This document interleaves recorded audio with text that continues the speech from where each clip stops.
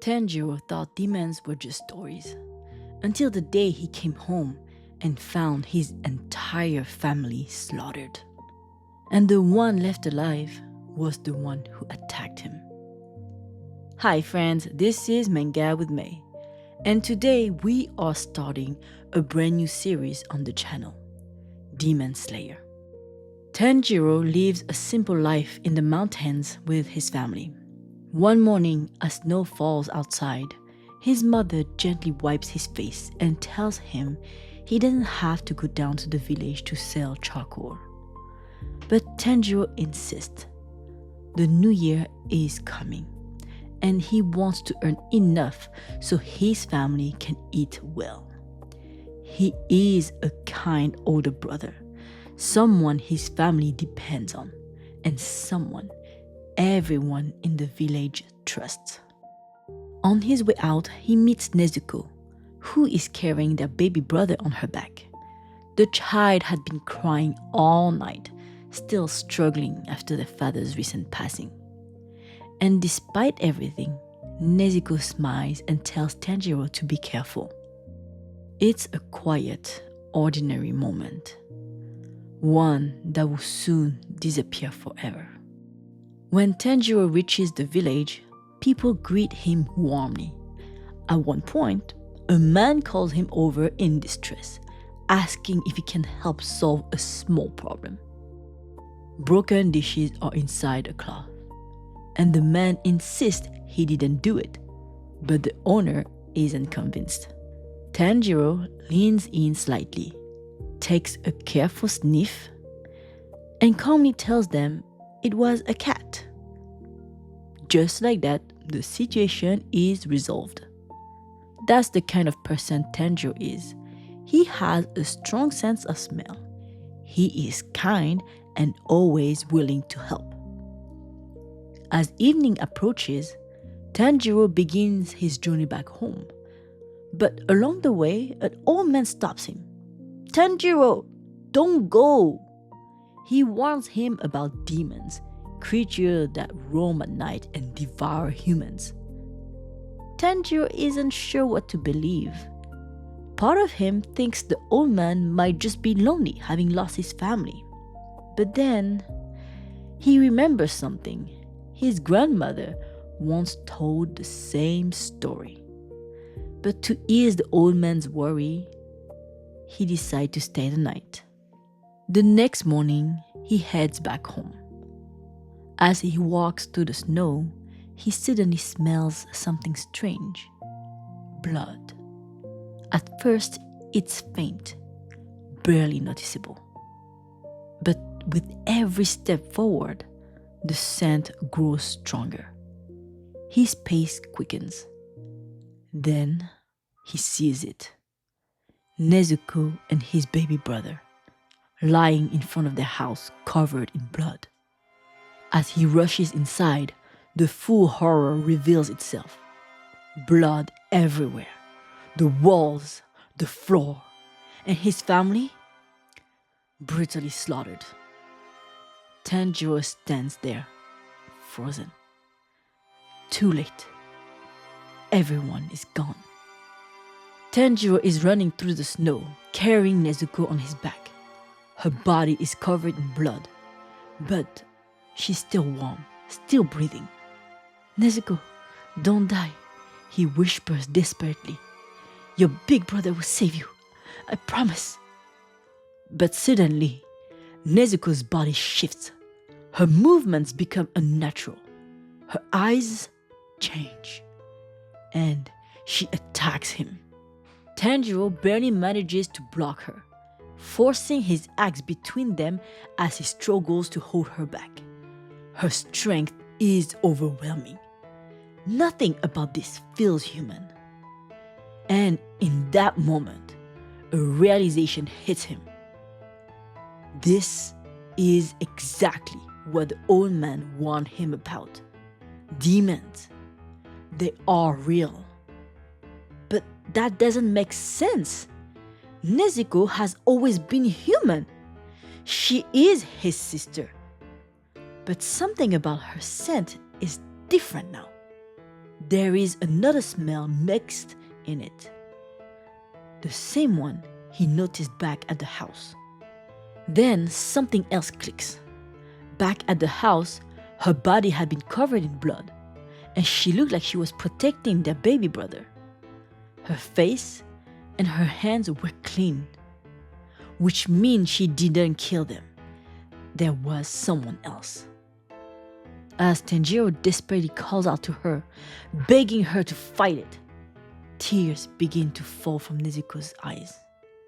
For a brief moment, she hesitates. And then, a man appears. Before Tanjiro can react, a blade comes down towards Nezuko's neck. He instinctively grabs her and throws them both aside, rolling across the snow as he shields her. "Why are you protecting a demon?" the man asks. "She is my sister," Tanjiro answers.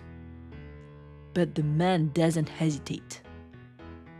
In the next instant, Nezuko is gone, snatched from Tanjiro's arms so quickly he can't even react. The man explains calmly that demons are created when the blood mixes with a human's. That's how they spread. And as far as he's concerned, demons must be killed, even if it's his sister. Tanjiro refuses to accept that. He begs, he promises he'll find a way to turn her back. But the man's response is cold. The weak have no choices. Even so, Tanjiro attacks him to get Nezuko back. He throws a rock as a distraction, then charges forward. But before he can land a hit, he is struck down instantly. The world goes dark. But even then, Tanjiro had a plan. The axe he had been holding was already up in the air. As it comes crashing down, the man barely dodges it in time. It wasn't a reckless attack. It was calculated. Then, Nezuko breaks free. She rushes forward, her body trembling. She is wounded. She is starving. A demon in this state would attack anything in front of it, even family. The man thinks she is going to devour Tanjiro. But instead, she stands in front of him, protecting him. Even now, seeing this, the man hesitates, just for a moment. Then he strikes, knocking Nezuko unconscious. Tanjiro dreams of his mother. She is sorry and tells Tanjiro to take care of his sister. Tanjiro wakes up suddenly, holding her tightly. A bamboo gag has been placed in her mouth. This time, the man introduces himself as Giyu Tomioka. He tells Tanjiro to seek out someone named Sakonji Orokodaki, someone who might be able to help them. Tanjiro buries his family, and with nothing left behind, he begins his journey, determined to save his sister. Days pass. Remembering the warning about sunlight, Tanjiro builds a basket to carry Nezuko during the day. It's simple, but strong enough to protect her. And together, they continue forward. One night, they come across a temple with a faint light inside. At first, it seems like shelter. But then, Tanjiro smells it again. Blood. Fearing someone might be hurt, he rushes inside. But what he finds is another demon feeding on human. It attacks immediately. Tanjiro swings his axe and manages to hit its neck. But the cut is too shallow. The wound closes almost instantly. Before he can react, he is struck down and slammed onto the ground. Then Nezuko steps in. With a powerful kick, she sends the demon's head flying. But the fight isn't over. The body continues moving and begins attacking Nezuko. At the same time, the severed head grows arms and launches toward Tanjiro. It clamps onto his axe, its arms wrapping around him tightly. With no other option, Tanjiro headbutts it twice, forcing it to flinch just enough for him to pin it against a tree. He turns and sees Nezuko struggling. Without hesitation, he rushes forward and throws himself into the demon's body, driving it off the edge of a cliff. They fall together, but just before he can drop, Nezuko grabs his wrist. She pulls him back up. When they return, the demon's body is gone, destroyed below. The head remains pinned, but it no longer moves. It is unconscious. Tanjiro steps forward, knife in hand, ready to finish it. But then, a voice stops him. You won't be able to kill it with that dull blade. An old man stands before him, wearing a Tengu mask. Tanjiro stares. Who is this man?